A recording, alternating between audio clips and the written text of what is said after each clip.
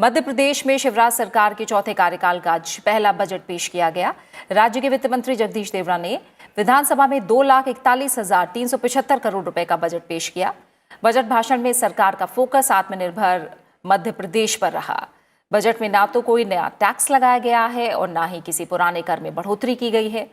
प्रदेश सरकार ने आम लोगों से जुड़े कामों को सरल बनाने के लिए लोक सेवा गारंटी कानून में बड़ा बदलाव किया है। राज्य सरकार की तरफ से लोगों को दी जाने वाली 250 से ज्यादा सेवाओं के आवेदन पर फैसले को तय समय में लिया जाएगा। किसानों के लिए बजट में विशेष प्रावधान किया गया है। किसानों को बिना ब्याज के लोन देने के लिए 1,000 करोड़ रुपए का प्रावधान किया गया है। प्रदेश में 9 नए मेडिकल कॉलेज खोलने के लिए बजट में प्रावधान किया गया है। साथ ही अगले 2 साल में राज्य में MBBS की 1200 से ज्यादा सीटें भी बढ़ेंगी। स्कूलों में 1 साल में 24,000 से ज्यादा नए शिक्षकों की भर्ती की जाएगी और 9,000 से ज्यादा स्कूलों को हाईटेक किया जाएगा। राज्य में स्वयं सहायता समूहों को 4% ब्याज पर लोन दिया जाएगा। साथ ही सामाजिक सुरक्षा पेंशन जारी रहेगी। स्वास्थ्य सुविधाओं में सुधार के लिए मिशन निरामय योजना लागू की जाएगी। हमारी सरकार ने कार्यभार संभालने के तुरंत पश्चात 2018-19 की लंबित फसल बीमा प्रीमियम राशि का भुगतान किया, जिसके फलस्वरूप लगभग 18,38,000 किसानों को 3,262 करोड़ रुपए की बीमा राशि प्राप्त हुई।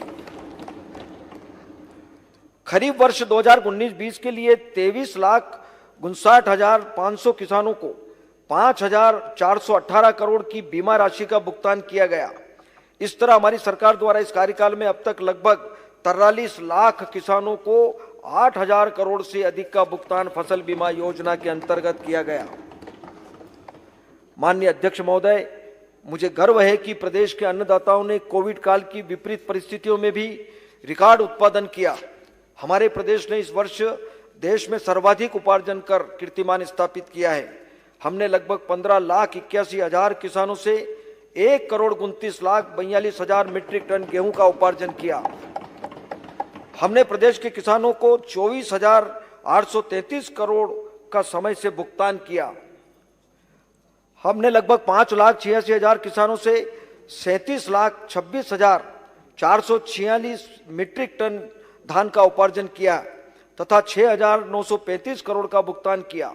इसके अतिरिक्त लगभग 3 लाख किसानों को चना, सरसों, मसूर खरीदी के लिए लगभग 3,959 करोड़ का भुगतान किया गया। किसानों की फसल का उपार्जन सुगमता से हो सके, इस उद्देश्य से एक नई योजना मुख्यमंत्री फसल उपार्जन सहायता योजना लागू करना प्रस्तावित है। इस योजना में राज्य की उपार्जन संस्थाओं जैसे नागरिक आपूर्ति निगम तथा मार्कफेड को आवश्यकता अनुसार वित्तीय सहायता दी जाएगी। इस योजना हेतु वित्तीय वर्ष 2021-22 में 2,000 करोड़ का प्रावधान प्रस्तावित है। प्राथमिक कृषि सहकारी साख समितियों के माध्यम से किसानों को फसल ऋण उपलब्ध कराया जा रहा है। प्रदेश के लगभग 4,500 प्राथमिक कृषि साख सहकारी संस्थाओं पैक्स का कंप्यूटराइजेशन कराया जा रहा है, जिससे सदस्यों को सुगमता से आवश्यक बैंकिंग सेवाएं एवं समितियों द्वारा प्रदत्त अन्य सुविधाएं प्राप्त हो सकेगी। इससे सहकारी साख संस्थाओं की कार्यप्रणाली वाणिज्यिक बैंकिंग प्रणाली के समान सक्षम हो सकेगी। इस योजना के लिए 20 करोड़ का प्रावधान किया है। आत्मनिर्भर मध्य प्रदेश के तहत उद्यानिकी नर्सरियों का सुदृढ़ीकरण एवं टिश्यू कल्चर लैब सुविधा पर कार्य किया जाएगा।